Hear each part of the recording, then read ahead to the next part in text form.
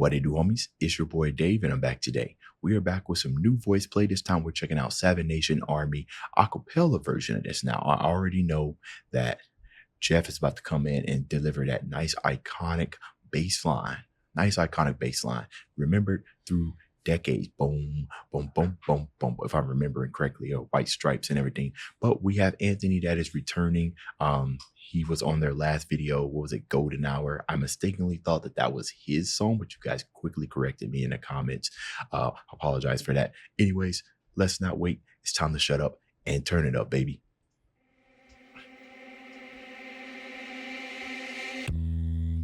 There it is. Hey.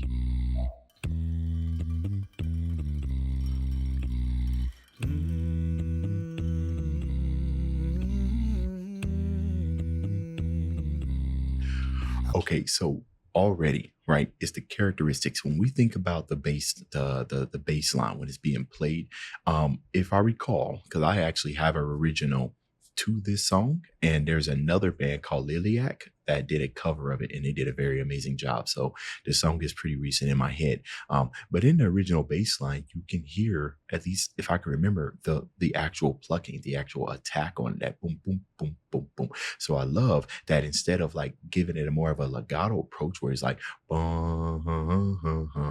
he's giving that accent that it needs to happen. Boom, doo, doo, and it's very thick. It's very thick, almost like he just compressed each and every like thickness, right? Like he hummed each part of it and then went in and just upped the attack on it. It's coming through very thick and it's coming through very clear. Pause.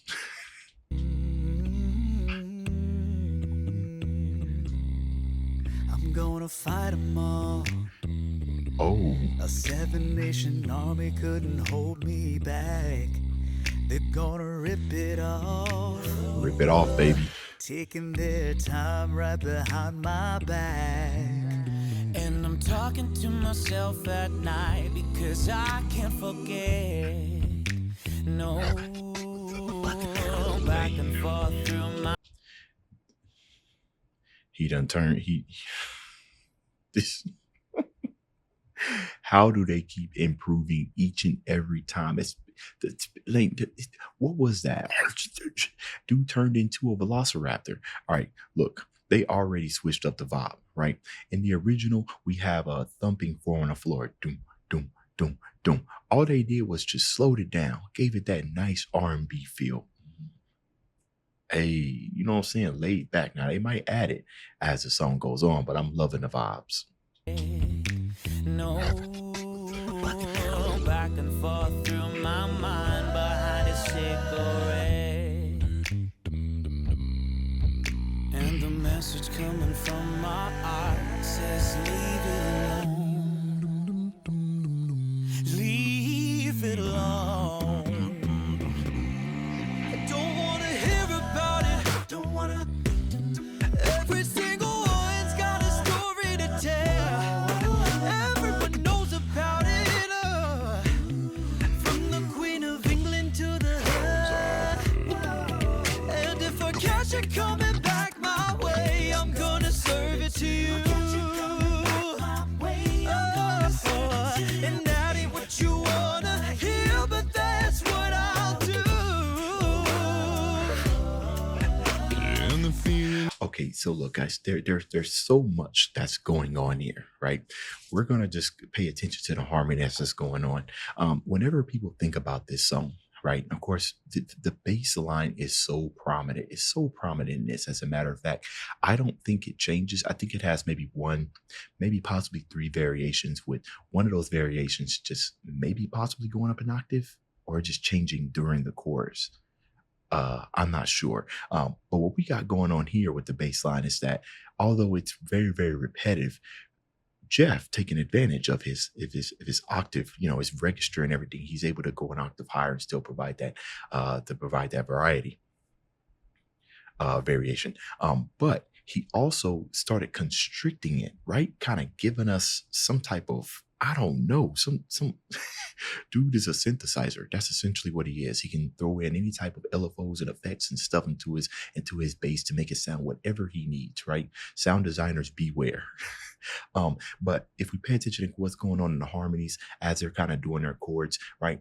Um, Especially at the beginning, it's not necessarily filling out so much space. And I think they're doing that on purpose to kind of let the bass come in and breathe because they understand it is still such a, it's very prominent.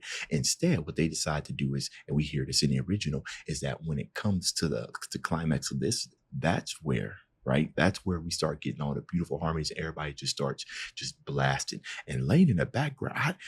The sound effects he got going on, it almost kind of has like a trashy kind of effect on the snare. There's just so much going on here, and it's beautiful. And Anthony is just slaying right now. Let's go. And the feeling coming from my bones is fine.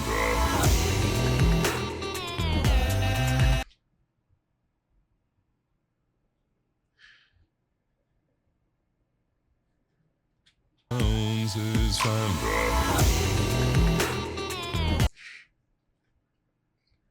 He just had to add the reverb on it. Ladies and gentlemen, Dragon Slayer. Now let's get to this chip lead, this chipmunk lead or whatever. Let me see who's doing that sound. Who's doing that?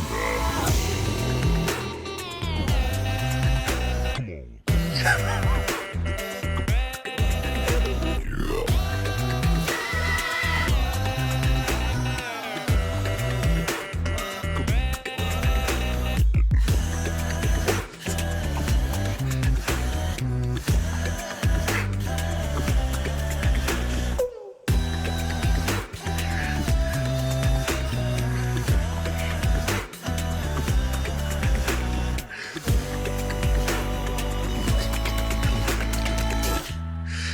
Yo, do I have any now this is just the wildest comparison and everything, but do I have any percussion lovers out there?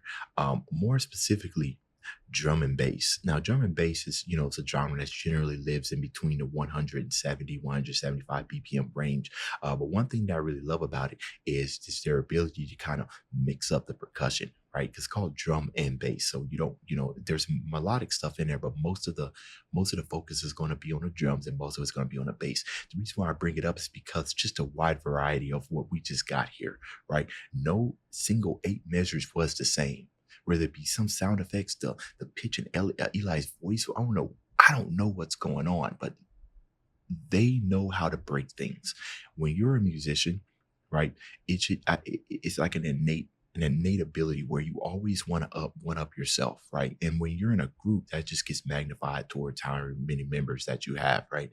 You want to break things, and I feel like that's when you start getting over like whatever type of creative hump that you might possibly have, is when you break stuff, because then you start learning what these different type of sounds and stuff, like, oh snaps, I didn't even know that was a thing, let's apply that to my next vocal. That's what it's sounding like right here. They are like pushing the boundaries. Okay, the last couple of songs that they've released have just been just reactor destroying. That's what you guys put in the comments. They're always destroying reactors. They know what they're doing.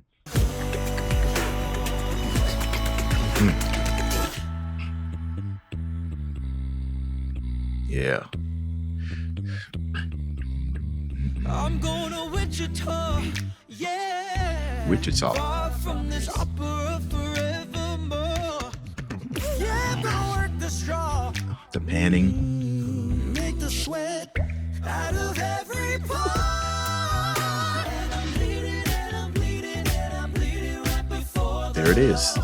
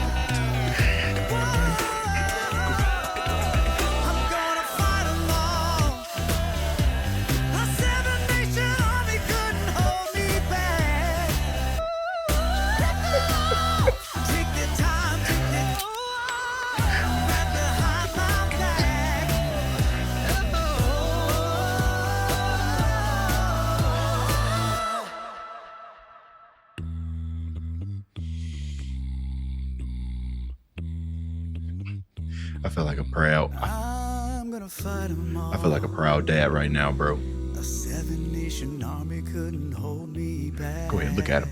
Look at him looking like a badass. Go ahead. Yo, and then they did it even. They did this one even better by bringing in kind of like that original that original groove that it had. Oh, there's just so much going on here, so much, man. Uh,